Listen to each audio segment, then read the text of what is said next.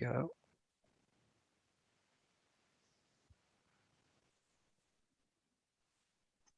I'll start recording as well.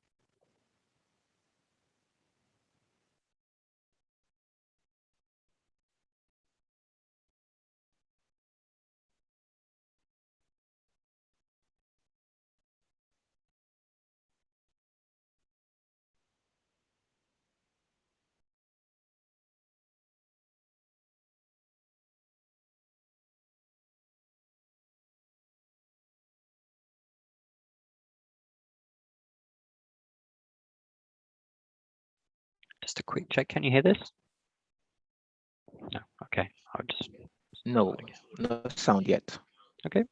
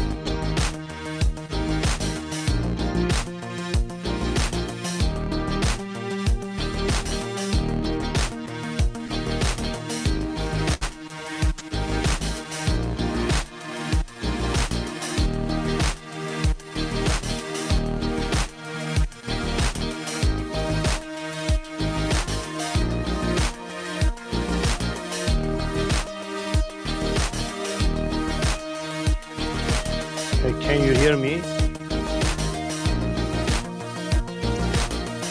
Yeah, we can hear you.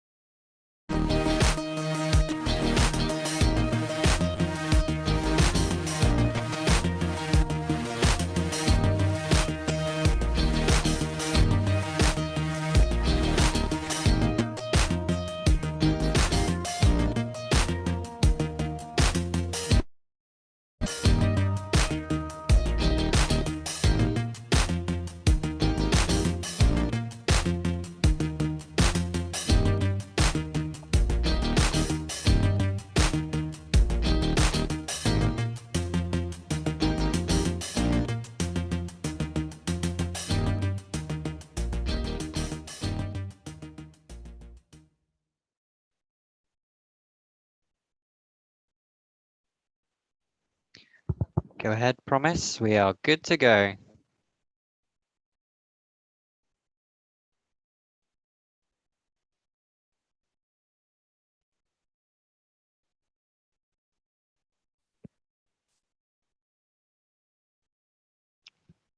All good to go.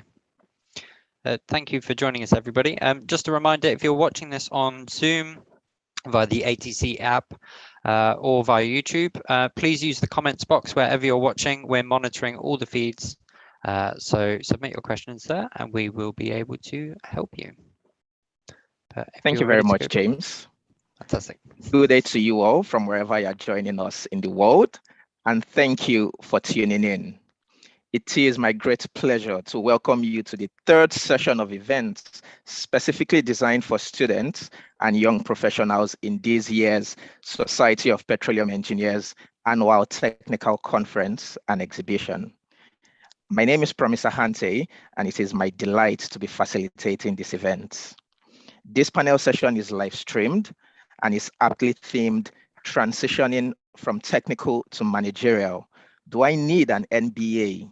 That is the Master of Business Administration qualification. As a number of you may agree, a recurring theme to the question of where most young professionals aim to be in the mid to long term of their careers is somewhere along the lines of starting in a more technically sound role and then transitioning to management. Moreover, while there might be an understanding that simply being technically sound may not be adequate to prepare career starters or risers for operations and people management, inspiring teams towards a shared vision, and even office politics, technical advancement still remains the core pursuits for most young professionals. Is such a qualification like an MBA the answer then? How relevant is an MBA in bridging the gap between technical dexterity and management proficiency? Excuse me. Well, the purpose for this session is to explore that question, is to explore the transition from technical to managerial, and we're going to do that through the rich experiences and varied career paths of the panelists, among whom we have industry leaders with experience in academia, digital business management, new business development, and entrepreneurship. And yes, we have an MBA holder on the panel.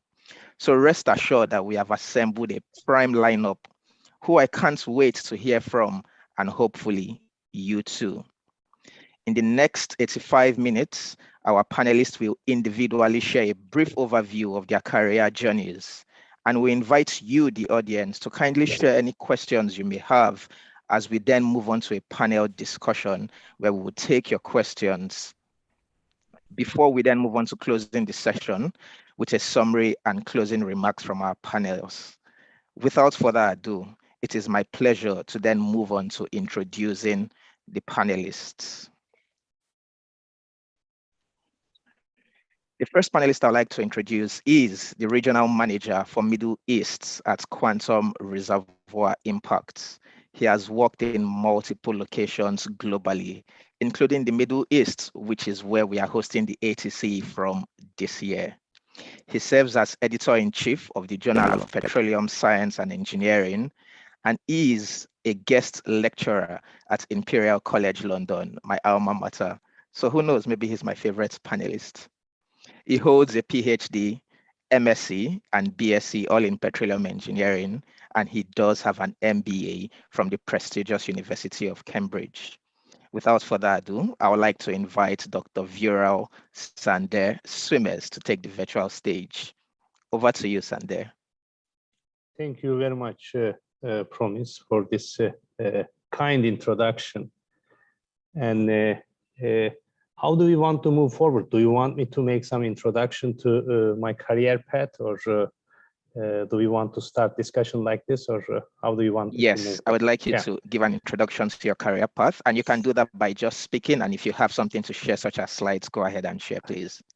Yeah, let me just talk on this. So I would like to say hello to everyone from Dubai. I'm at the ATC premises right now.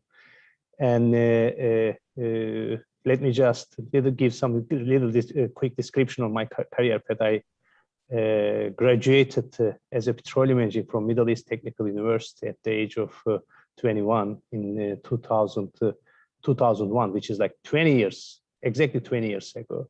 And then I went to United States to do a master's in petroleum engineering at Stanford University in California. And then afterwards, just like yourself, I went to Imperial College, did my PhD there, again in petroleum engineering. And then afterwards, I joined Saudi Aramco's so-called Expect Advanced Research Center. And I worked as a research reservoir engineer under the so-called pore-scale physics domain in the Reservoir Engineering Technology Center there. And after 3 years with Saudi Aramco, I moved to Shell in the Netherlands. I worked with the Shell Technology Center with the global enhanced oil recovery team. And after 3 years in The Hague with Shell, I moved to Brunei, which is one of the more prominent operating units of Shell, Brunei Shell Petroleum.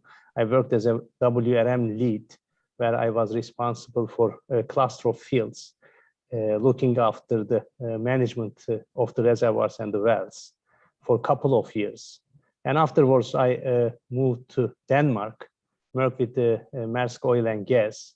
Initially, I worked with the enhanced oil recovery team as a senior reservoir engineer. Later, I was in the asset team, Halfdan and Dan asset, which is the largest asset of Danish sector of the North Sea, where I worked as a lead reservoir engineer. And then in 2018, I joined Quantum Reservoir Impact, which is a Houston-based technology and advisory company.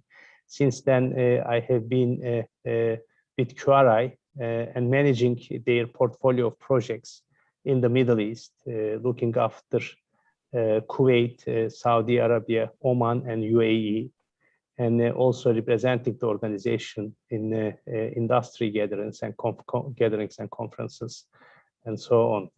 And this is who I am. This is my career path.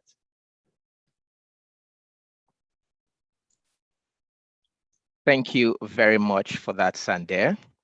And I would also like to now move over to introducing our next panelist, who would also give a brief summary of her career path. The next person I would like to invite is Karian. Karian is a business line director responsible for Schlumberger's digital operations technology and services globally. And this scopes, drilling, production, more technical areas, including digital oil field and technology integration services. She is an alum from MIT and has worked in the oil and gas industry for over 2 decades. She started as a software engineer and then transitioned into management, holding leadership roles across multiple business lines. Karian, the virtual stage is yours. Thank you very much. Very good to be here. This is a topic that always comes up when you do roundtables or you engage with your team around transition from technical to management. I'd actually sent a couple of slides in. I don't know if you have them in the deck here to summarize some of my points. If not, I will just talk. I can share them for you. Yeah. For me, I've been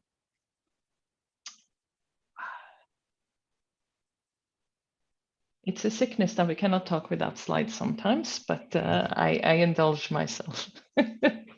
No, look, I get a lot of questions actually around career progression and transition to management. I just celebrated 22 years in this industry, all with the same company, but with a wide range of roles around that spans technical. Although fairly early in my career, I made the transition to functional role, line management, and sales leadership roles. All of them, though, with a technical component. So for me, I only been a couple of years in the company where I had the opportunity to move into a role that was coordinating recruiting across all our research and development centers in North America. It was a fantastic opportunity because you had to learn what was happening across a wide range of teams, and you had to really start learning what the company did in terms of business imperatives and key technical initiatives. So I spent the next few years in functions and as a direct manager for technical teams. Until in 2009, I moved into line management, taking on P&L responsibility and really taking on the business ownership of a business unit. Again, this was in Denver, Colorado in the US. And then for the next 12 years until today, I've had a mix of line management roles and functional roles, key functional roles in the business. I think it's been a very good, each one of them has been a very good teaching ground around making transitions and very relevant for this discussion. So if you go to the next slide, really, the first thing I would highlight, I'm a big proponent of training. Whether that training is an MBA or whether that training is targeted training around P&L management, people management, etc. MBAs can sometimes give a very good structure to that skill set. But for me, transitions are challenging. All my roles, I've had to learn new skill sets. What gives you the opportunity is not always what has made me successful once you have the opportunity. And this is especially true when you first make the transition from technical to management, right? You go from, technically credible managers are incredibly important in this industry, and you're always going to have a technical component of the role. And as I've switched business line, I went from software to having to learn something about ESPs and pumps, enough to have a credible discussion with the customer. But the biggest transition you make is from solving technical problems to empower teams to solve technical problems. And the most important lesson I had to learn through that was how to manage change, how to manage the way I learn and get up to speed very quickly, and how to manage stress in many cases. The standard joke has been that for a competent person, I've spent an amazing percentage of my career not knowing what I'm doing. It's very tongue-in-cheek, but it is true that for a lot of times you spend a lot of time being in transition and learning how to quickly liaise with your team, quickly establish trust with your team, learning how to lead, learning to trust technical experts. No matter how technically credible you are, if you move to management, you are going to work with people who are more technical depth in disciplines than you do, and have a fruitful partnership. And for the next one is, I'm a planner. We all are a planner. But the truth is that if you are making a career in this industry, which is exciting, dynamic, but also volatile, and especially as you transition maybe between functions, it's not going to go to plan. You are going to plan carefully. The company is going to plan carefully about two major moves. The first large management role that I was offered, the offer was rescinded after I'd packed up my apartment and I was ready to move. This was no blame of the fault of the company. This was a geopolitical issue that the company had to manage with me. So another key piece for me that I've had to learn along the way was, moves change, businesses change, customer relationships shift as customers are going through their own journey around strategy. But how do I stay focused? How keep my head in the game? And how to be constructive, as my career plan has changed at least 3 times throughout my career. And then the final point to make, I think, if I were to summarize my career, we sometimes hear expressions around work-life balance, etc. But if you go to the next slide, the biggest one I will say is, how do we make conscious choices around balancing our personal life and our professional life? Now, I've made choices that's taken me to 2 different continents, 3 different countries, You know, a lot of us have done that. This is a career path that's extremely exciting and rewarding. It's not for everyone. You can have an incredibly successful career staying in a location or a country, but how you manage your careers, depends on the choices you want to make when it comes to your family, your personal relationships, and how you balance the two throughout your career. And I think this is maybe a female perspective. I think it's true for both genders, still very much so. This quote from Sheryl Sandberg is very striking for me. Marriage certainly is, or marriage can also be for, you know, the personal relationships we invest in are the biggest personal decisions we make, but it's also the biggest career decisions we make, right? Because it's a partnership. This is a team sport if you're going to build a career, and how we think about not just in the context of structuring a family life entirely around your career, but how we make conscious choices about career choices that's going to support our personal choices around family and our support network, and how we make choices in our personal life that's going to enable us to fulfill our ambitions are incredibly important. So in a nutshell, that's it. Looking forward to discussions and Q&A. And we are looking forward to speaking with you and asking you questions, Carrie, and thanks for sharing that. I'm now going to move on to introducing the next panelist, and apologies that you can't see his profile on the screen. I'm having issues sharing his profile on the screen. Sorry for that. But nonetheless, our next panelist is currently a front-end development manager at Shell and is responsible for the evaluation of new business development and growth opportunities in both oil and gas, and also in carbon capture utilization and storage. He is a well-decorated volunteer in the SPE. He is currently the outgoing chair of the SPE Business Management and Leadership Committee and is a distinguished member of SPE. He has held numerous SPE volunteering roles on both local and international levels. He has served on the SPE International Board as Regional Director for the North Sea and was the first chair of the Young Professionals Coordinating Committee. And so I would like to invite Leon Bojelsdijk. Over to you, Leon. Thank you very much, Promise, for the invitation to talk here, and especially to the young members of the SPE, which, as might be clear from your introduction, is very close to my heart. And it's good to see that they're going strong after we've started the young professional scene in 2003. I really like what Carrie-Anne said about, you know, having a plan and how it breaks down, you know, at the moment you get punched in my face, because my career has developed rather gradually from a technical point of view into a managerial role, but it's been shaped by various downturns in the industry. And I think everybody with a career currently in the oil and gas industry has seen this, and will expect more of those downturns to happen in the future.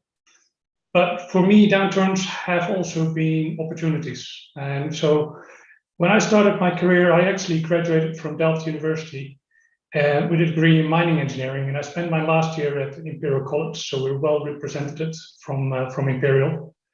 After which I spent 2 years in operations as a geomechanical engineer in Chile, as a graduate engineer. After a couple of years in Chile, I came back into research on hydraulic fracturing. And following that, I joined the industry as a petrophysicist. And I joined the industry at a moment in time that the resourcing of the industry was extremely sought after. People couldn't hire enough people to fill the kind of projects. The oil prices were coming up, and the industry was suffering from not having hired people over a period of time just before I joined the industry. So in a way, this was luck. This is nothing, this is completely out of my control.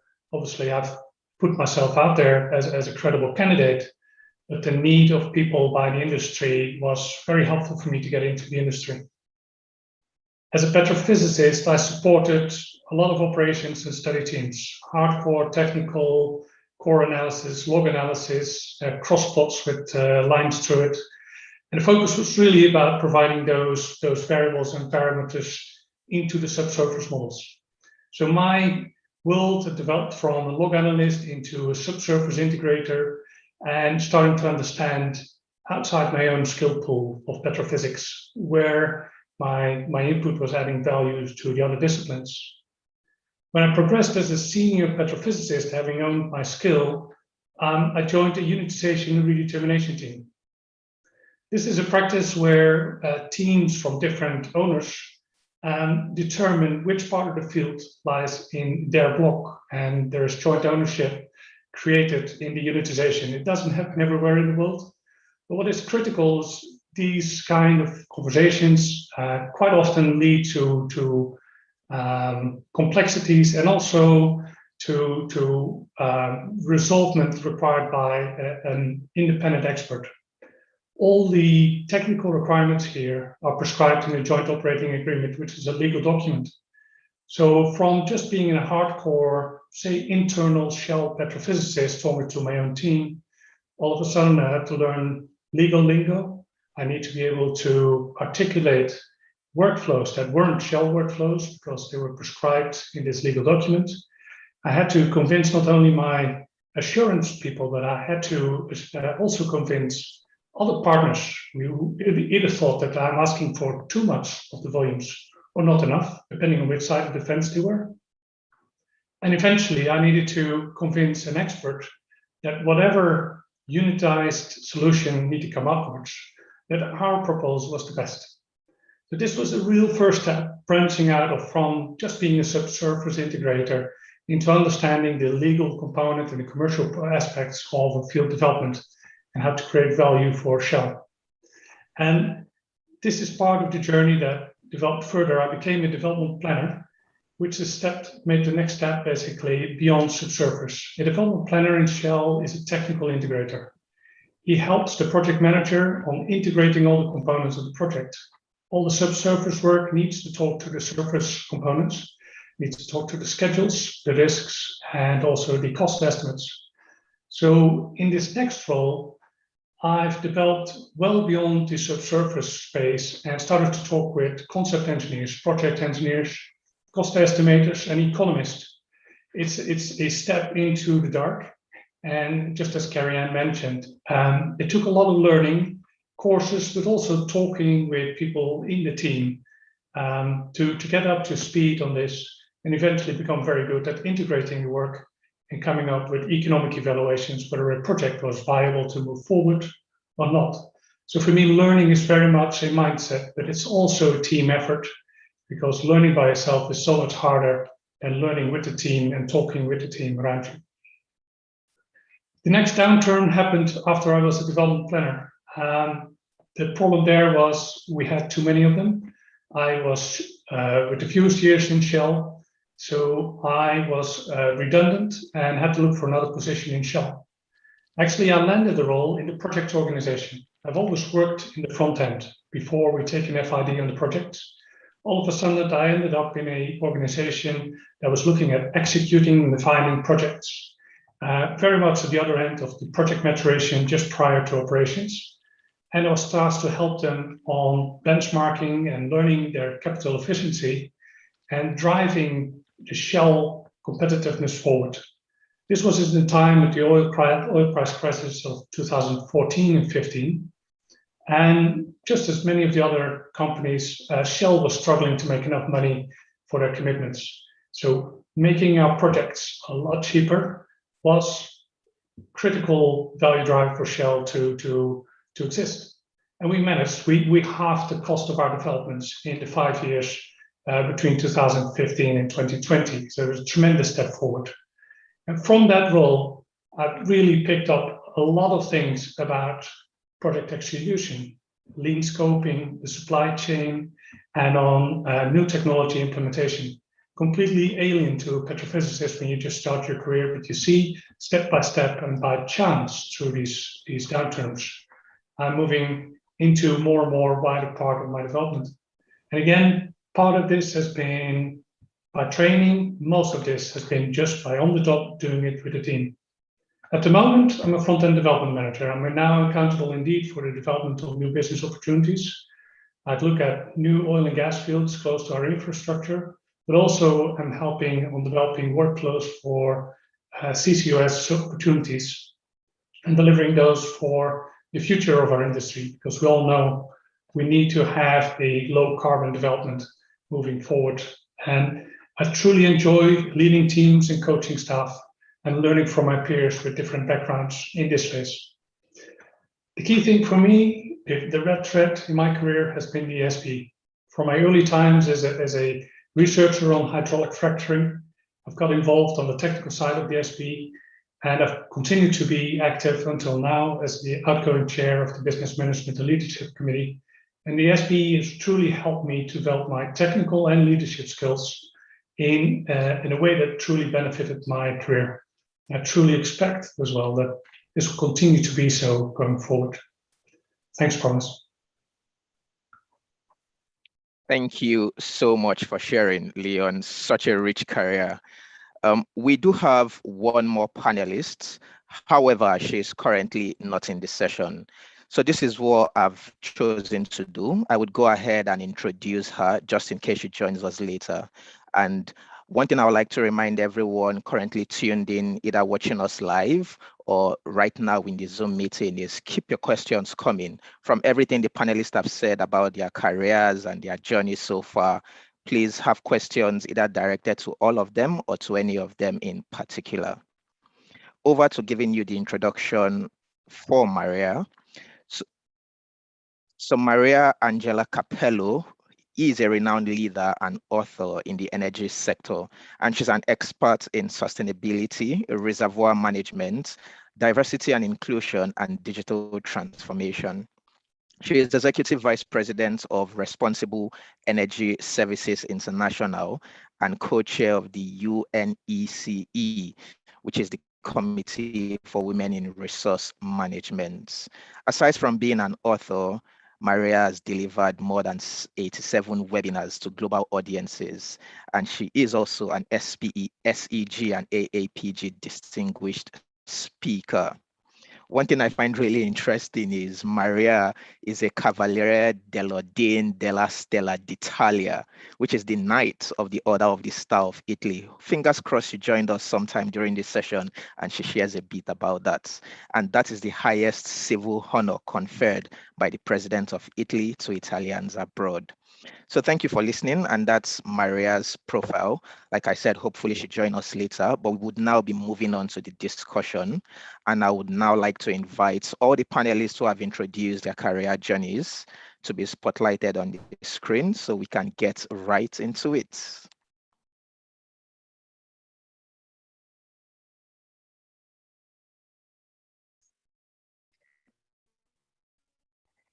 And we will be starting from where we left off. That's from Leon. Leon, interestingly, you have a very rich experience. Your career path is phenomenal. You started as a petrophysicist, and your current role is being the front-end development manager. And while you've given us this breakdown of this step-by-step journey of how you came through, what I would like you to focus on now is looking at your career from the starting point as a petrophysicist to the end point in terms of the overview. This, from what you implied, this has required, additional technical and managerial skills. How have you navigated your way, not just looking at the bits and pieces, but from the first starting point to where you are now?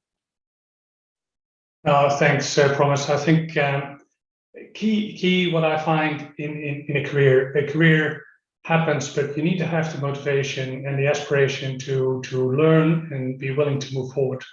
That's true both for a managerial career and for a technical career, because in both you need to continue to develop yourself. I think one of the key things for me from the start has always been is the need to master your field. If you are tasked in a team to deliver the petrophysical input, or whether you're tasked in your team to deliver the integration or tasked to lead the team forward, I agree with Carrie-Anne. Maybe there's areas where you still need to develop, where you're growing yourself, but people are looking at you to deliver on your commitments and the accountable roles that you've been given. So once you master your field and you feel you've got extra space and energy to take on extra roles, then do that. Be proactive. I think part of that proactiveness is talking with your boss, asking him how you can help him. See if there's extra tasks you can pick up, but it could also be spending the extra energy you have on training. That could be training in an MBA, as an executive MBA, or 2 years away, maybe even from the job. But that could be technical training, that could be leadership training. And I've been fortunate within Shell, obviously, we provide a lot of variety of trainings. But training helps, but I think most of the learning is done on the job and working with the team, as I said.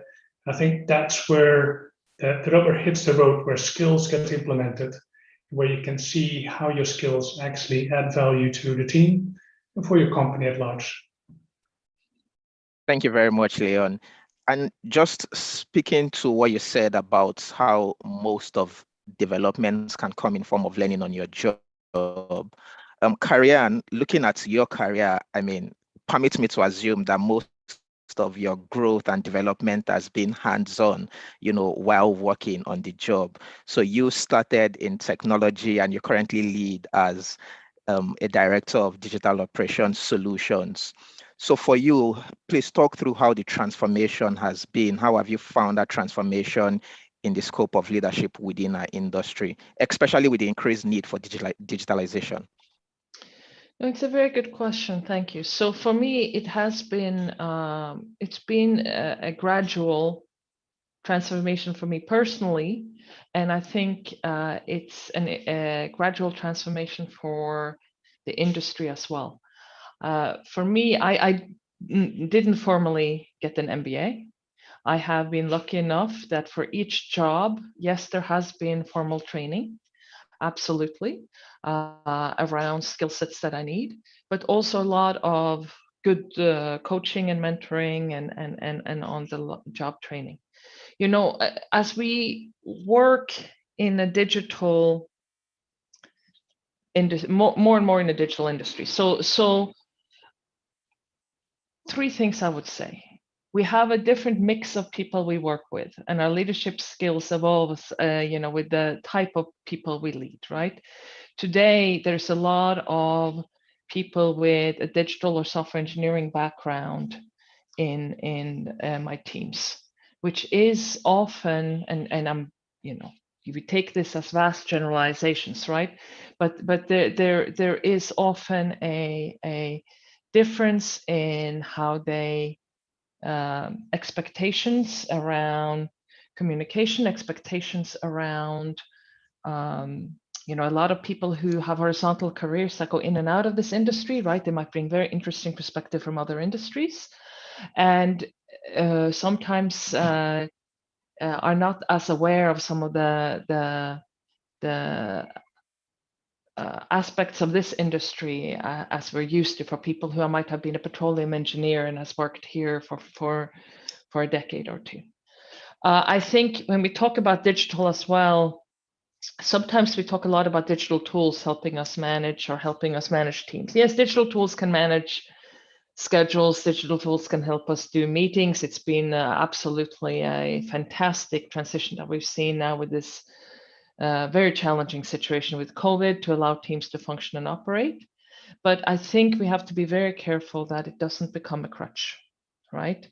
The conversation, the relationship with the person, the need for having conversations as opposed to sending emails. Emails are great for summarizing facts. Emails are great for conveying information. Emails are not great for managing people. Sometimes emails are useful for summarizing a discussion you have with somebody to make absolutely sure you're aligned on the facts and the road forward. But this is something that I see, and this is something that you learn.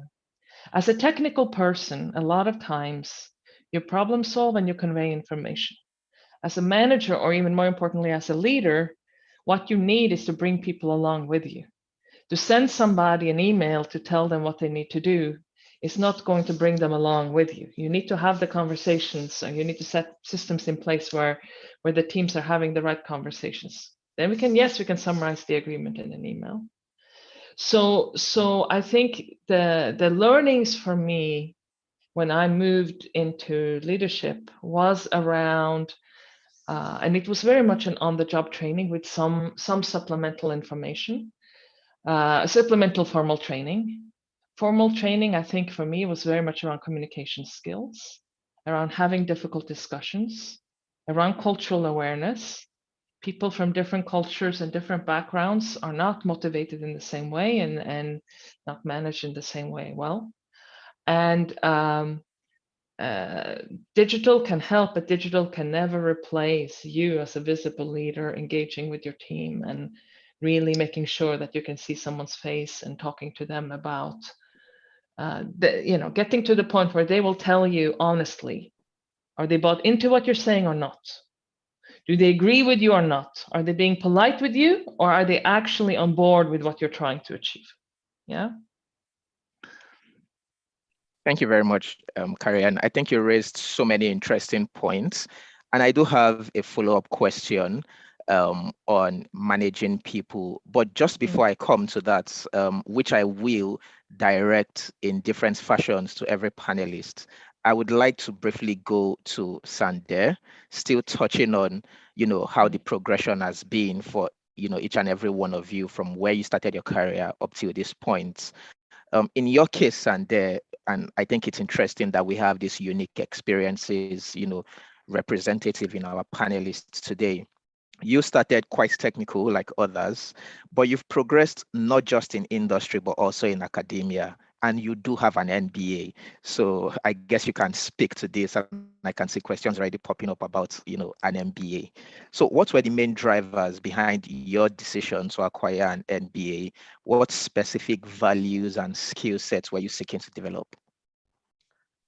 Okay, excellent question. Thank you very much for this promise. And when we say I started technical, I continue to be technical, and I still consider myself as a technical professional with some managerial responsibilities. Let's put it like this way. So, and I think carry on also touch on base that it's very important to have managers with strong credibility, technical credibility in any organization. I don't think it's only specific for oil and gas, by the way. So this is something to put in place. In the last 5 to 10 years of my career, I have been leading teams, multicultural, multidisciplinary teams, and managing sizable projects, especially in oil industry. When we talk about projects, we talk about a significant number of stakeholders, internal, external stakeholders. So the main reason for me to consider an MBA was basically to increase the effectiveness of these project management skills, while mapping and managing the stakeholders and understanding their needs and requirements, which I think is key for our industry. And I definitely, I will second both Leon and Karian that definitely on-job training is very, very important. And we are very much blessed being in oil industry. As you have seen with all the participants, we worked in many different countries with many different teams. So we got this on-job training for sure. And all the young professionals who are going into oil industry now will be getting this job training. And also oil companies are very generous in providing external trainings as well. But in my case, my company, Maersk Oil, was generous enough to fund my MBA in the UK. And because of the reasons that it looked very interesting for me to more effectively managing the projects and helping me to understanding the needs of my stakeholders and so on. And I think that that goal was achieved with that kind of an education, which I'm sure can also be obtained with on-job training and external training courses that the companies are providing. So that was the main purpose for me to go for an MBA. Thank you very much for sharing that, Sander. And I can imagine we've had some questions about people thinking about getting an MBA, and I imagine some people would be shaping and reshaping their questions because you do raise a lot of valuable insights. But again, just before we come on to discussing MBA specifically, I would like to go back to Karianne with the managerial theme of questions, which I would pose to Marianne, and different shades of those questions to the other panelists. Just before going to the question, I would also like to say again, if like me, you've been hearing prompts about a recording, please, we apologize for any technical inconveniences. We are trying to make sure that the insights being shared here today would be available beyond now for those who, for one reason or the other, may not have been able or opportune to be in this session. So please bear with us on that.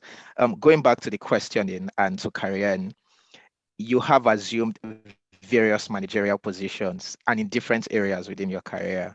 So have you found that there was a need to adjust your management principles or your management style to managing people from different technical backgrounds? Because we are in an industry where we do see a lot of technical backgrounds having or coming together to achieve a common goal.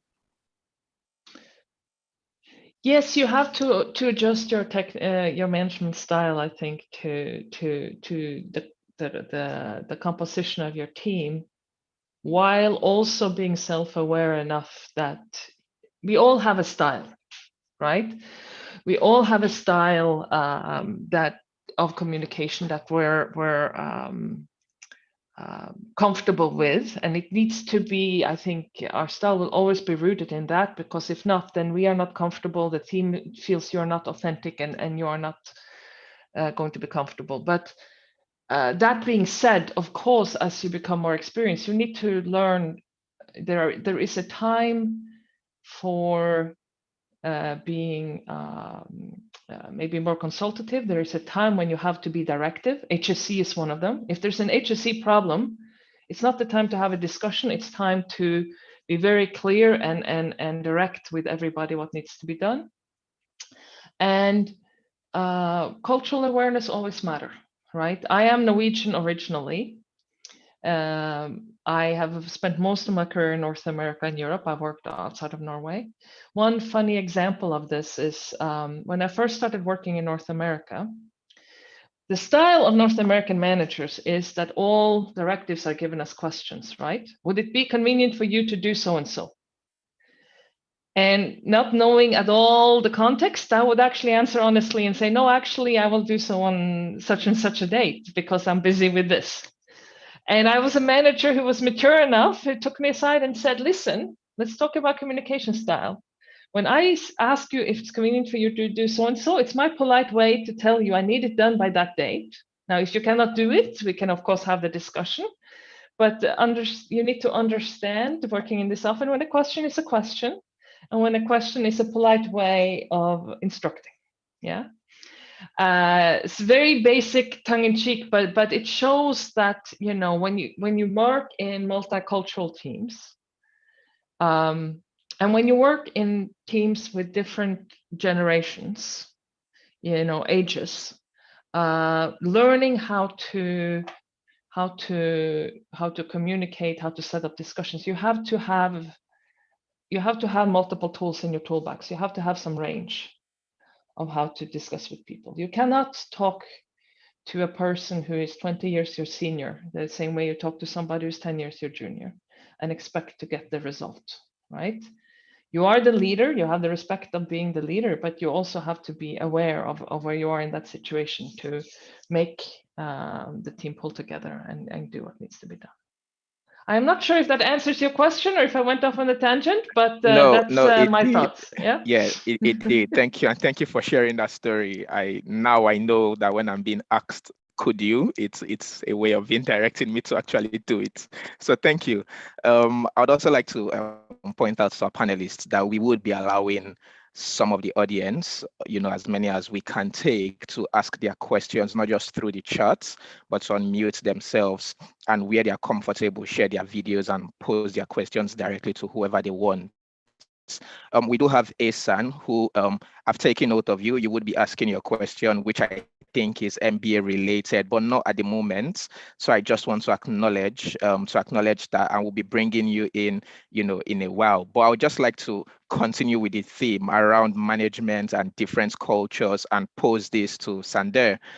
Sander, you have worked in different locations, like most of our panelists, or all of our panelists rather. Europe, Southeast Asia, which is very exciting to me. Middle East, of course, the host region for this year's ATCE. What major lessons can you share from working within these diverse cultures, and how has these lessons you want to share shaped your own managerial development? Yeah, I think this is also another excellent question. And indeed, we are very much blessed as oil industry professionals that we have this opportunity to work in different locations, different countries, different continents, as you can clearly see from the other panelists. The main reason for that is most of oil companies are operating in multiple locations, and there are these job postings that we may take those either whether you are in service industry or in operating company. This is quite common, and obviously when you do that, when you have a posting, you have the opportunity to work with multicultural, multidisciplinary in multidisciplinary environments. And one of the things I think we built by naturally is adaptability. It's very important, I think. So you learn to adapt. You build attitudes on tolerance, openness, respecting the customs and people and differences. So that makes you a more adapting person, I would say, and a respected person to others. And also those differences, the multicultural teams and multidisciplinary teams, I think it brings quite a bit of creativity because different perspectives are being on table, and it increases the level of creativity, which in turn is also increasing the productivity in the organization. So many studies are already showing that the most innovative teams are those teams with diverse backgrounds. So I think one of the rewarding parts of oil industry is to get us together and to broaden ourselves in a way in terms of perspectives. Instead of looking from one side, you start to look from many different sides. And this in turn is increasing our creativity and productivity in the teams, I would believe. So those are, I think, when it comes to managerial roles, it basically makes you more of a well-rounded person, which helps only in the job training in oil industry without even needing for external trainings or anything like that. By just working in this multiple cultural environments, diverse environment in terms of technical and cultural diversities, you are by nature building those skills. And I think all the young professionals in oil and gas sector will be taking advantage of this during the lifespan of their careers. Thank you very much for sharing that, Dr. Sander.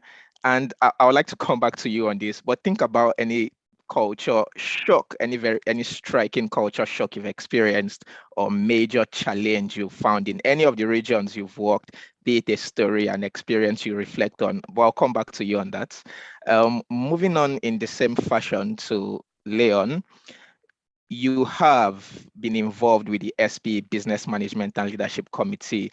And I think it's interesting that, the SP always have various avenues for people to develop themselves technically and even in terms of business management and leadership.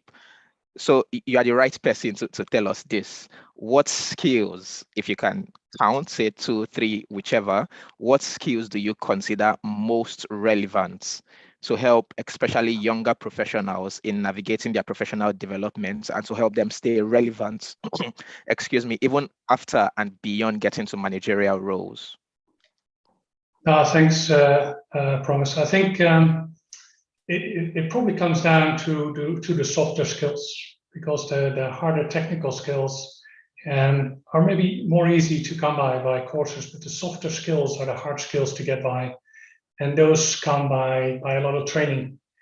The Business Management and Leadership Committees actually has been developing a leadership development training that's going to come online on the topics on communication, economics, finance, and sustainability. I think these are three key skills that any person in our industry need to start understanding, especially if you move into a management position. Communication in the team, economics to understand the value towards your company and your project level, but also sustainable development going forward for our industry is going to be a key driver. So we're really looking forward to launching that training program soon, so keep an eye out for that. I think the three key skills, for any person, I think active listening. This helps if you're in a multicultural environment, and it's even more important if you're in a leadership position, because a lot of noise is filtered out if you're in a leadership position. A whisper reaching you might be a cry for help from the work floor. So active listening is critical skill to have and to practice. The other thing is the learner mindset. Learn from what is happening, learn from any feedback you're getting, learn from what your neighbors are doing in the basin, and see how you can implement that into your own ways of working and your own workflows and operations to make your own company better, make yourself better. And the last key skill, I think, is making good decisions. And making good decisions, obviously, for a leader is about active listening. It's about having that learner mindset, but it is also understanding all the alternatives on the table, the trade-offs of the decisions, realizing that once you make a good decision, it doesn't mean you will get a good outcome. Sometimes you're just lucky from a bad decision. Sometimes you're just unlucky from a good decision. But mainly, I think making good decision is about the trust in the team, learning to the technical expert, to the commercial experts, to the economist, understanding how everything plays together. So active listening, learner mindset, and good decisions, I think, are three of the key skills for us. Thank you very much, Leon. Thank goodness for the recording, because I couldn't take notes, and I hope I was. Thanks for sharing that. I would now like to move into more MBA themed questions. I'll be going to Dr. Sandel first, and then I'll be bringing in Ehsan to ask his question before I move on to the other panelists, if you don't mind. And to Dr. Sandel, there are different tracks under the MBA degree that one can get, and we do know that we have a lot of young professionals interested in taking an MBA. In your opinion, which focus areas might be most relevant to someone from an oil and gas, or broadly speaking, an energy background? Yeah, I think this is also very relevant right now. So, and yeah, indeed, there are many different tracks in MBAs. It can be finance, marketing, innovation, and so on. But the oil and gas, energy industry, or any other industry right now is, as you can see, the impact of and importance of the technology in every industry right now is so important. And especially in oil and gas, like the last decade, or maybe more than a decade, what happened in unconventionals, with the help of this unconventional, with the help of the technologies, something which we could not even think about a few decades ago was possible, and it is possible right now. And also what's happening now with AI, machine learning, data analytics, it's not only in oil and gas, but definitely in every industry. It's playing an important role, shaping the industry and transitioning the energy industry as well, like in other industries. So definitely I would recommend for looking at this change management, the importance of technology, innovation, because these are the teams that will be shaping many industries, including the oil and gas, in the next decade or decades, I would say. But on top of that, another one which I would like to underline, and I think it's very important for oil industry professionals specifically, is corporate social responsibility and organizational behavior. Because right now, there is so much of a discussion on the climate change, all fossil fuel burnings and CO2 emissions, and whether we like it or not, whether I accept it or not, there is a toxic reputation in the public associated with the oil industry and sometimes with oil industry professionals. So I think that's why for young professionals, I would definitely recommend to have a better understanding on this organizational behavior and the corporate social responsibility, which I think is going to be an important element shaping the future of oil industry in the next decade, if not earlier. So that's why those are the kind of themes that I would recommend for our professionals. Thank you very much, Sanjay. And I would like to emphasize this is just his opinion and this is just his advice. So you can't hold him accountable for any decisions you make. You're still required to, go through your own thoughts process and check, what's your interest and what the opportunity specifically for you or in your organization is or are. Thank you very much for sharing that, Dr. Sanjay. I would now like to step back to listen to Ehsan's question. Ehsan, please could you unmute yourself and go ahead? Hello, everyone. Ehsan from Politecnico di Milano, Italy. Thank you very much for your great discussion and sharing your experiences. I really enjoy it. I hope you agree with me that we are in a transition era. We are moving to a new global energy systems. We have more concerns about CO2 net zero, about the climate change, about sustainability. Could you please, with your experiences, could you please comment on the role of MBA in such energy transition era? Thank you. Henshan, I really like your question. If I may take it first, I did not do an MBA, but I think an MBA with the right topic might help you there. I think there's a couple of reasons why somebody might consider doing an MBA. First of all, his company, like in the case of Samer, might recognize the potential and the need for the skill development there to help you within your current role or in potential future roles. So promotions, progressions going forward there. But I think other purposes could be also about if you wanted to develop yourself into the field, like saying sustainability, the environmental social governance side. There's a lot of learning, very condensed learning you will get out of an MBA and an incredible network that an MBA could give you.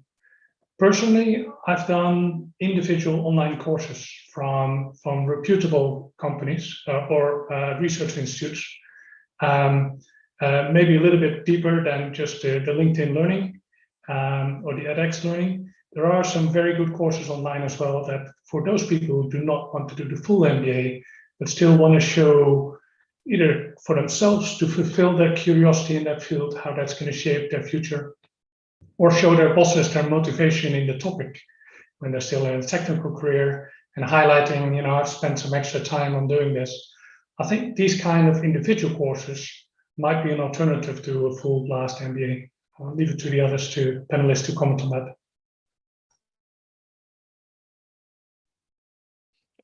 Would anyone like to also comment on that question? I think I may also comment. I think this is also a very relevant question, especially now I'm in the ATCE. If you ask me today, what's the theme of this conference? Probably the most of the discussions are CCS, CCUS, and how we can help for this net zero targets and so on as oil industry professionals. And that's going to be playing an important role in energy transition. And in fact, I think business schools are very much aware of it as well. How can we just bridge it to the MBAs? Because also it is getting significant attention from public as well. And I think you may all be aware of this recent report by IPCC, International Panel on Climate Change. Some figures that they were proposing were quite serious, and they were all on the news, as you probably recognized. And for example, if you look at Financial Times now, there are lots of articles on climate change and so on. And many business schools are actually putting this in their programs. Recently, I was reading this from Imperial College, because I'm just in LinkedIn connected to their business school and such. And there's a program associated with it as well. So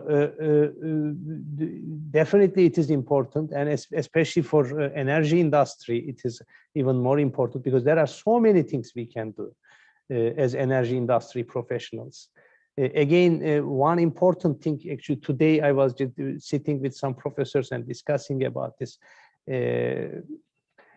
This toxic repetition is not helping the situation right now, because when some of the proposals are coming from oil and gas industry, somehow public is having difficulty in accepting it. So we need to find ways of explaining ourselves, because I am a true believer of CCS or CCUS. And in fact, if you look at International Energy Agency's reports, they say without CCUS, it's impossible to reach the emission targets that which is claimed to be achieved. So, which means for us as subsurface professionals or any professional in oil and gas, significant amount of responsibility is on us. But we need to be able to convey our messages right as well. We need to be able to explain ourselves. And there we need to understand this corporate social responsibility topic so well. That's one of the things I was suggesting a bit ago. But excellent question, and it's very important, I think. Absolutely, I agree. Thank you. Thank you very much for your comments. Thank you. While Leon was answering that question, you mentioned a couple of things about alternatives to taking a full-blown MBA, and you did mention certification from online courses. And online courses is so predominant right now. It's almost as if everyone is doing it and no one is doing it, because people tend to just gather loads and loads of them without maybe even practically using them. So I guess a follow-up question I would pose to you is, what's your opinion in terms of advising people to go through this route that, or online courses in alternative to an MBA? And if that is a good idea, excuse me, how can they really benefit from it? Can you point us to specific resources, specific kind of online courses we should be looking at? No, absolutely. And I think there's a lot of benefits to the online courses, and they exist at all various levels, from the online MBAs, right, part-time MBAs, all the way to individual courses of just a couple of weeks, or sometimes 30 minutes in the video. The key here is, I think, to understand what you're curious about, what you think is relevant for your position and your future job, and how you need to develop yourself. So I've followed several courses from Delft University, Edinburgh, and from Cambridge Institute of Sustainability at various levels. But the nice thing about an online course is you can start at a very low hurdle level. You can spend just a couple of hours a week to finish a course instead of having to commit 2 years on an MBA. The nice thing about that is that you can test actually if you have the stamina to learn again. It's been a long time since I was in the university college benches, which is good. But the other nice thing about it is you develop yourself, you pick up new skills, you learn always something from even the simplest courses. But also if you communicate to your line managers and his bosses about that you're doing those courses, they're seeing you're taking the extra effort, they're seeing also where your interest lies, and how you are basically very serious about your personal and professional development. Every line manager will love that kind of initiative, and also clarity of the future that you have in your own mind. So it might not be as condensed an information package as a full MBA, but with manageable chunks, you can learn a lot of variable skills, and you can cater it to your own needs, which is also very nice, obviously. Thank you for that. And Karian, permit me to play devil's advocate. Not having an MBA yourself, do you see its relevance, especially with more companies offering various trainings to prepare people taking on managerial roles? In your opinion, is it relevant? Look, a lot of the skill set you talked earlier about, there are multiple tracks that you can take in an MBA. Are the skill set that you're going to learn in an MBA relevant? Absolutely. Are everyone going to go through the full program and get an MBA? I'm not sure that is relevant, right? There are certain, employees that we choose to take maybe courses through an executive MBA, and you can string that together, or you need a refill and you want to take it end to end. In my experience, is it something that you look for somebody who ticks the box of having an MBA before you staff key roles? No, I will not say that is true. I don't think a lot of companies, culture vary company to company, right? But my experience is not that companies go and say, unless you have the MBA on your resume, we will not consider you for certain roles. It's track records and skills that gets you the role, and the MBA will be a tool to acquire those skills. Those skills are also acquirable by other means. Yeah. So that's how I would frame it. Yeah. Thank you very much for sharing that, Karian. I would like to follow up with another question, this one from the audience. I think it's really interesting. The question is double-sided, like a two-edged sword. And that's from Mohammed Tariq, I think. And he's asking, he has been thinking about acquiring an MBA. He has sought advice from his function managers, and they said this would never be a differentiating factor, say for his promotion or for his progress. However, when looking at the profiles of top leaders in the company, at least 50% of them have it. So on the one hand, his direct functional manager is saying, you don't really need it. It's not going to, cause any stir or give you any advantage. But from the signs he's seeing in terms of looking at those that have gone before him, those where he wants to be in future, they do have an MBA. So can you help Mohammed make sense of, this crossroads? And this is directed to anybody and as much of you that would like to respond.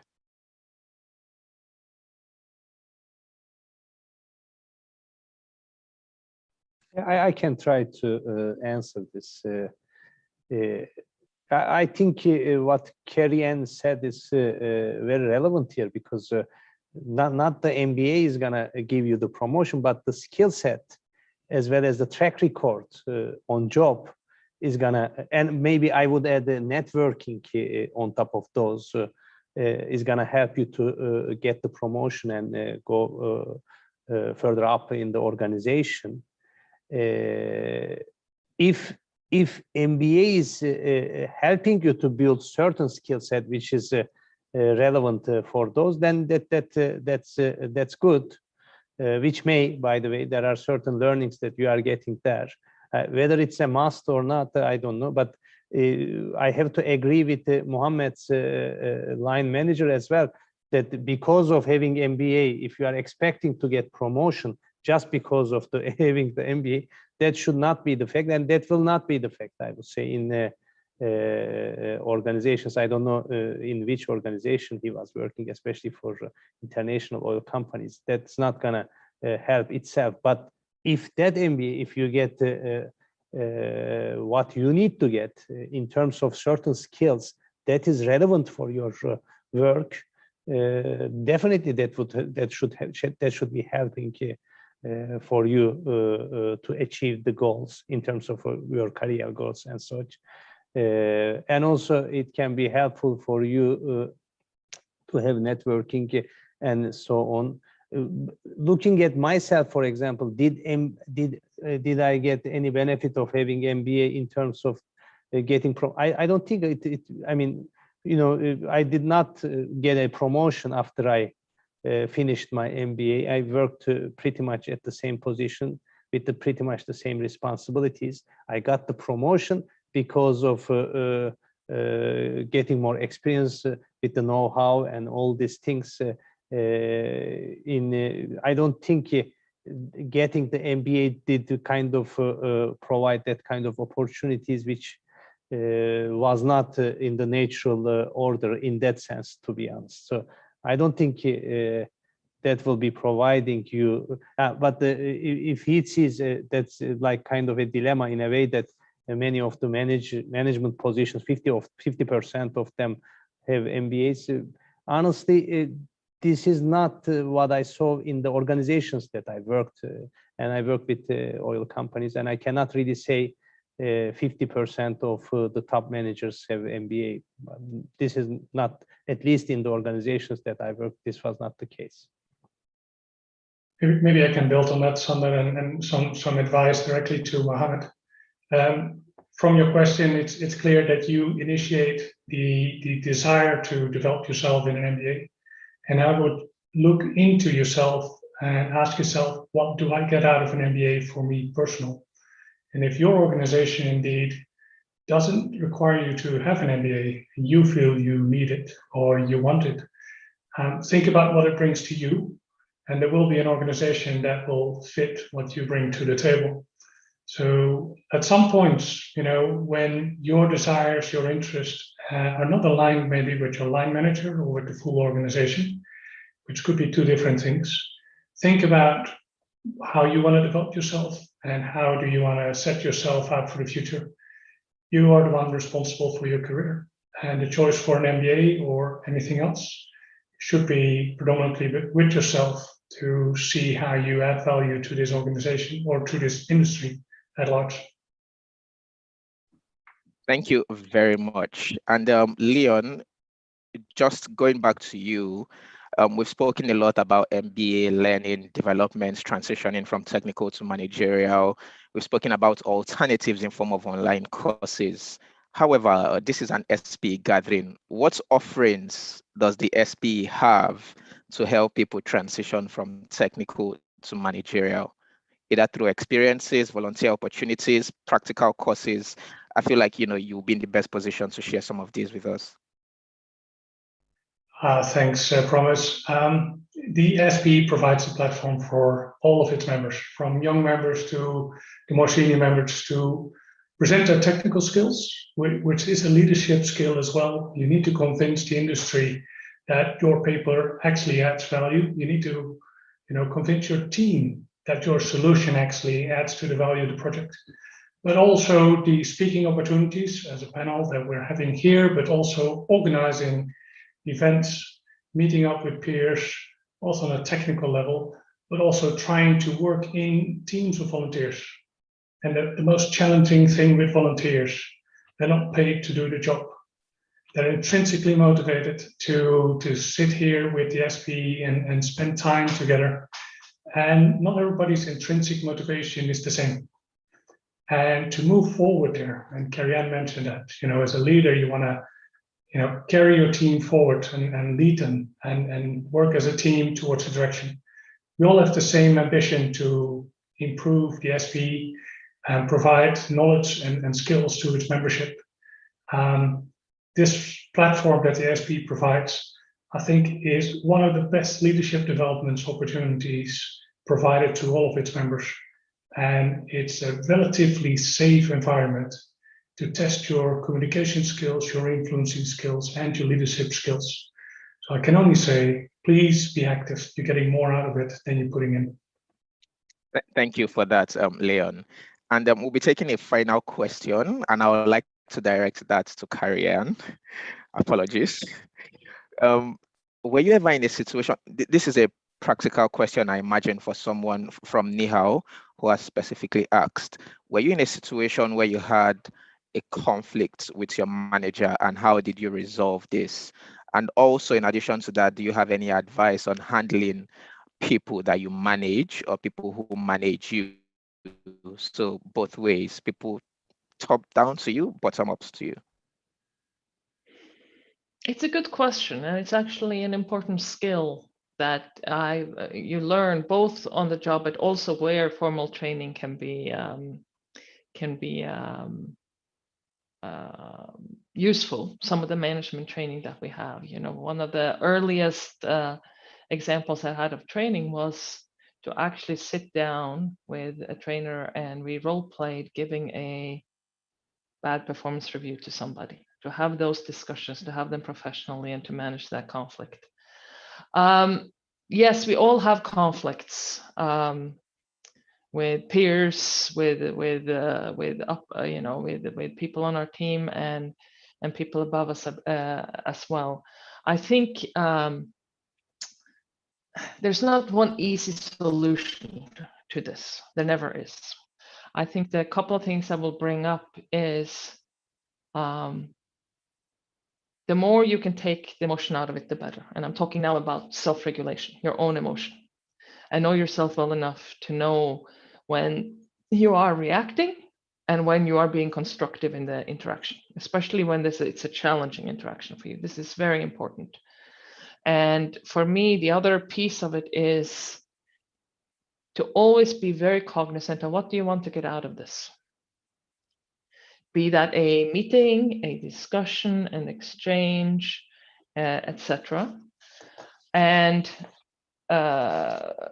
because a lot of times, if you sit down and think about it, what do I want to get out of it? Well, I want to be right. Well, that's not very productive end of a discussion. What is it that I'm actually trying to achieve? Is it now that I'm reacting and I need some acknowledgement that I'm right? Okay, we are all human. I like to be right. I think I'm right a lot of the time, but it's not necessarily an objective to go into a discussion with. And the third is, and this is true whether managing with peers or with manage up, especially if there is some conflict, to make sure that when an agreement, a compromise is reached, and as you go along, to make sure that there is a common understanding of what has been done. And this is where, having those discussions, but then having an agreed procedure for documenting that, or, sending an email after a meeting saying, thank you, that was a very good discussion. I'm glad we could reach an understanding. This is my understanding of what we're going to achieve, can be hugely helpful. And you learn to do those things as you move along, not because you are trying to back someone into a corner, but genuinely from a place of, let's make sure that my understanding of the situation and the other individual's understanding of the situation and what we're trying to achieve is the same. Yeah, whether we agree to disagree or not. And then the third piece of it, which I've learned later in my career, is when is it appropriate to escalate or not, right? And that is very situational dependent as well. When it's appropriate to escalate a discussion, or to bring in somebody else who needs to help mediate because we've locked in, be that HR or etc. This is not something that you bring into every business discussion, obviously, but there's a time and place for everything. And to know when to use those tools, I think are useful things to know. But the most important for me is to always be self-aware enough to not react, but to say, okay, what am I trying to get out of this discussion? And what is a constructive way to engage? I very much like that, Carrie-Anne, and I want to add on top of that, conflict is a learning opportunity. It's an opportunity to understand what the other party is passionate about, and it might provide a different perspective on the conflict, on the problem at hand. So probably in the emotion, you won't have time to think about it, but once you stepped away from the situation, think about that and try to understand the other points of view. Thank you very much, Carrie-Anne and Leon. We will be rounding up just about now. However, we will be taking final summarily comments from our panelists. Again, I'd like to apologize. One of our panelists, Maria, couldn't join us, but we hope you've found this session and the various responses and experiences that have been shared insightful. I'm sure I have. We'll be getting final comments from Dr. Sander, then we move over to Karian and Leon. Meanwhile, I would just like to say again that this is currently an event part of the ATCE brought to you by the Society of Petroleum Engineers, but even specifically the Young Member Engagements Committee. We've been speaking about transitioning from technical to managerial. Do I need an MBA? Over to you, Dr. Sander, for your final comments. Yeah, thank you very much, Promise, for this opportunity. I think it was an excellent discussion, and we covered quite a bit of topics, and also discussed the importance of many different elements, transitioning from technical to managerial, and talked about tolerance, respect, openness, self-awareness, technology, and how it is shaping our business right now. And I think it was a very useful discussion, and I hope the participants benefited from those. And at the end, I think Leon made a very good comment that the individual should make a decision, him or herself, whether he or she wants to make an MBA. This doesn't have to be just, I think you need to kind of match this with the needs and requirements of the organization. If you are looking at this to continue to contribute to the current organization, then you need to understand whether this is matching with the requirements and the needs of the organization. If not, you need to also think about whether there might be other opportunities in terms of those skill sets may be useful or not. But anyway, I mean, I really hope that the participants found the discussions insightful. I myself did, and I would like to thank a lot to Leon and Carrie-Anne. For me, it was very steep learning exercise as well. Thank you very much, Dr. Sander. Over to you, Carrie-Anne. No, thank you. For me, whether it's an MBA or whether it's a different learning opportunity, pursue the skill set that you need for the positions that you are targeting, right? And those skill sets, and be very aware that those skill sets expand beyond the technical skill sets, right? Technically credible managers are very important, and to stay technically current is important. But we are talking here about, leadership skills, managerial skills, project management, whatever is relevant for your job. And I think it's very true, as some of the other panelists have said,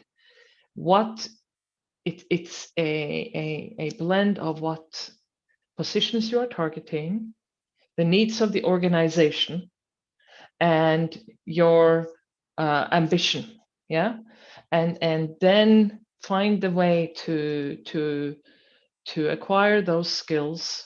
Look at what the company is offering already in terms of training, which can be both internal and external. Use that to the maximum, and use that to continue to grow and enable yourself to take on new challenges. Yeah. Thank you very much, Carrie-Anne. We will now be hearing final comments from Leon. Thanks, Sander, Carrie-Anne, and Promise for an excellent conversation, and I've learned a lot in this last hour. I truly feel there is a difference between management and leadership, and it isn't black and white. They do come hand in hand, but where management might be more tilted towards skills, leadership might be more tilted towards experience. And experience you can get it in a variety of ways on the job, in volunteer organizations, in the SB, in a professional society. I think as an industry, we are at a crossroads with our net zero drive, our sustainability pressure. both internally and externally. And we will need both technical and managerial skills going forward. So I'm really looking forward on what the future of the SP in this industry is going to be. And I want to congratulate the Young Member Engagement Committee with this excellent panel. Thank you. Thank you very much to Leon, to Dr. Sander, to Karian, and also to Maria, who unfortunately couldn't be with us today. Thank you to also you, our fantastic audience who have joined us and have stayed through, either here on the Zoom platform or who have tuned in to watch the live stream. I do expect that this would be available to be viewed later on the official SPYMEC YouTube pages. So feel free to go watch this again. Take down a lot of notes from the great insights that have been shared here today. There will be some further sessions that are available for students and young professionals during the entire course of the ATCE. You can go to the various social media platforms of the SP and the YMEC to check them out. It's been a fantastic time to you, spending with you all, and I thank you again for tuning in. All the best and cheers.